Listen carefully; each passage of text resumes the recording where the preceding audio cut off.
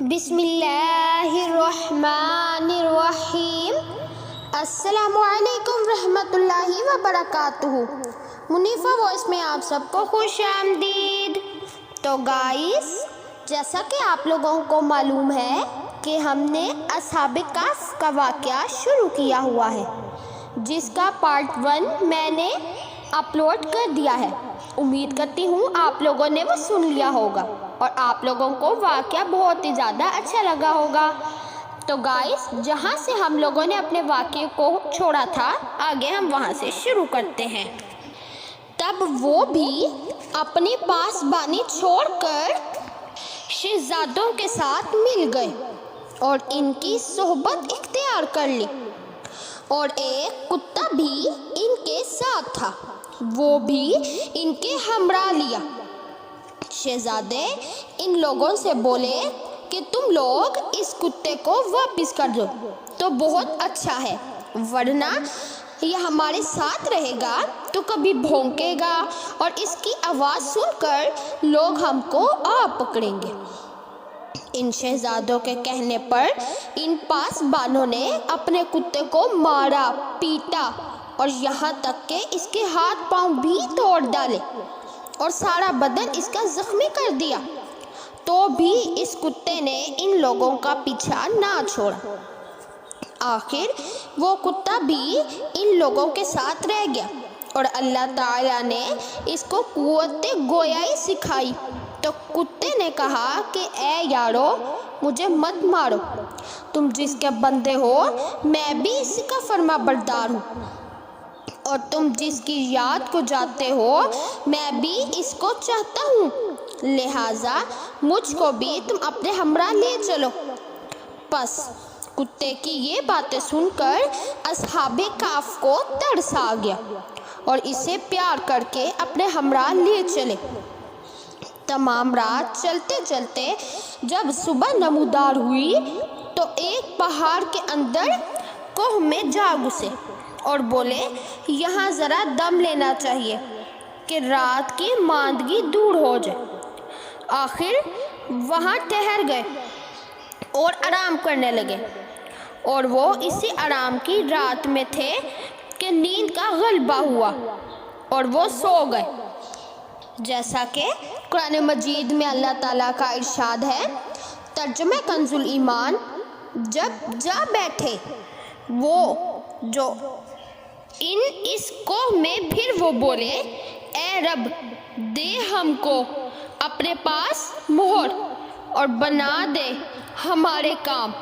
پس پردہ ڈال دیا ہم نے اوپر کانوں ان کے، یعنی سلا دیا ہم نے ان کو بیچ غار کے کئی برس گنتی کے، پھر اٹھایا ہم نے ان کو کہ وہ معلوم کریں ہم دو فرقوں میں سے کسی نے یاد رکھی ہے جتنی مدت وہ سوئے رہے تھے۔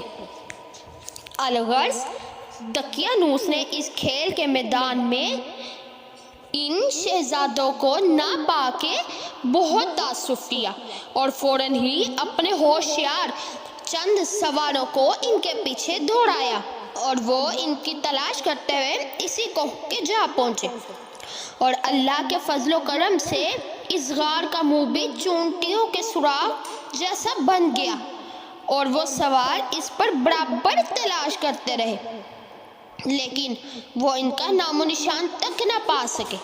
آخر مجبوراً وہ واپس چلے آئے، اور بعض روایتوں میں یوں آیا ہے کہ اس کوہ کے کنارے پر ان سب کو مردہ پایا تھا، تو وہ لوگ اسی کوہ میں ڈال کر چلے آئے تھے، اور اسی دن سے ان سب کا نام و لقب اصحاب کہف ہوا۔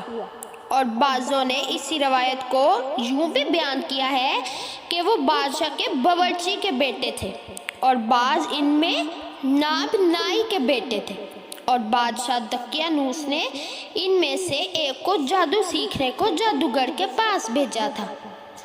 ایک دن اس لڑکے کی اثناء راہ میں ایک راہب سے ملاقات ہوئی۔ راہب نے اس لڑکے سے پوچھا کہ تم کہاں جاتے ہو؟ وہ بولا میں جادو سیکھنے جاتا ہوں۔ راہب بولا بیٹا، جادو سیکھنا تو کفر ہے، تو مسلمان کیوں نہیں ہو جاتا؟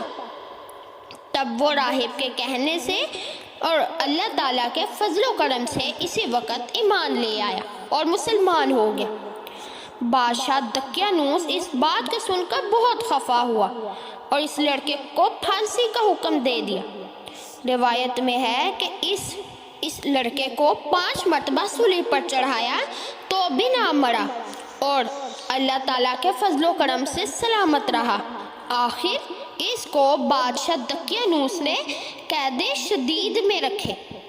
اس کے ہم جنس اور 5-6 لڑکے دقیانوس کے ملازم تھے۔ انہوں نے باہم صلح مشورہ کر کے کسی بہانے سے اس کو قید سے چھڑا لیا اور اس کے بعد وہ متفق ہو کر اس ظالم بادشاہ کے قبضے سے اس شہر سے باہر خدا کی عبادت کو نکلے اور ایک پہاڑ کی طرف چلے گئے اور وہاں جا کر ایک کوہ میں بیٹھ گئے اور وہیں سو گئے اور ان پر اللہ تعالیٰ کی طرف سے ایسے نیند ڈالی گئی کہ وہ تقریباً 300 برس تک سوتے رہے یا 309 برس۔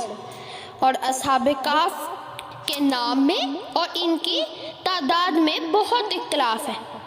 یہ سب کے سب اہل روم تھے اور ان کا غار بھی ارض روم میں ہے، اور بعض کہتے ہیں کہ وہ حضرت عیسیٰ کے دین پہ تھے، اور بعض پہ لکھا ہے کہ اصحاب کہف کا دین و مذہب اللہ تعالیٰ کو ہی معلوم ہے، فقط وہ لوگ صرف توحید پر قائم تھے اور وہ کسی نبی کی شریعت کے ساتھ منسلک نہیں ہوئے، مگر جس نے اس کی خبر پائی مقد ہوئے اور اس کے پاس مکان زیارت بنا دیا۔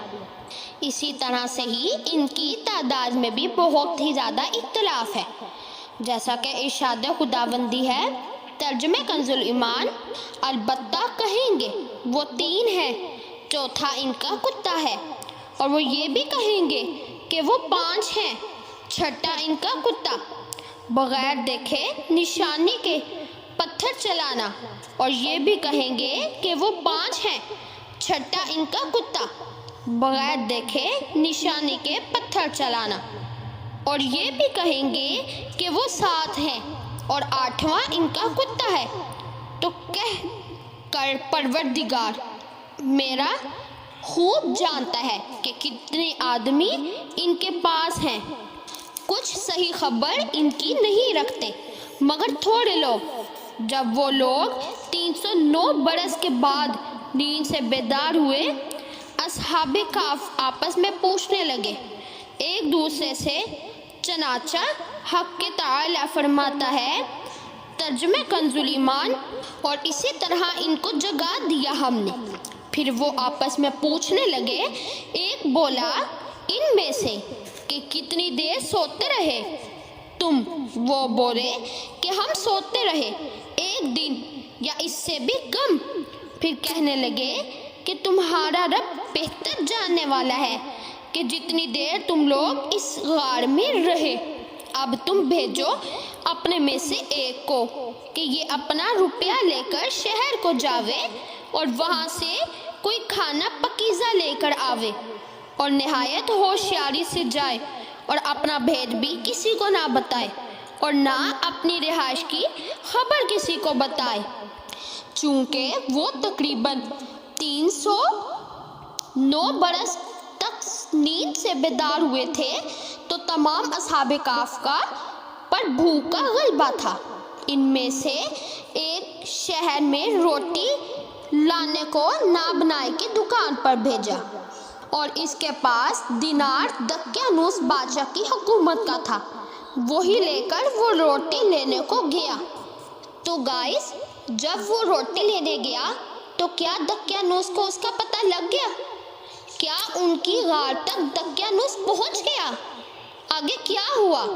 یہ سب جاننے کے لیے میرے چینل کو ضرور سبسکرائب کریں اور میری ویڈیو کو بھی ضرور لائک کریں، اپنی فیملی ممبرز کے ساتھ شیئر کریں۔ تو گائز اگر میری آج کی ویڈیو اچھی لگی تو میرے چینل کو ضرور سبسکرائب کریں تاکہ ہر نئی آنے والی ویڈیو کی نوٹیفیکیشن آپ کو بر وقت موصول ہو جائے، اور جب میں اس واقعے کا بھی نیکسٹ پارٹ بناؤں تو آپ کو اس کی نوٹیفیکیشن بھی بر وقت موصول ہو جائے۔ تو میں ملتی ہوں اپنی نیکسٹ ویڈیو میں اسی کے نیکسٹ پارٹ کے ساتھ۔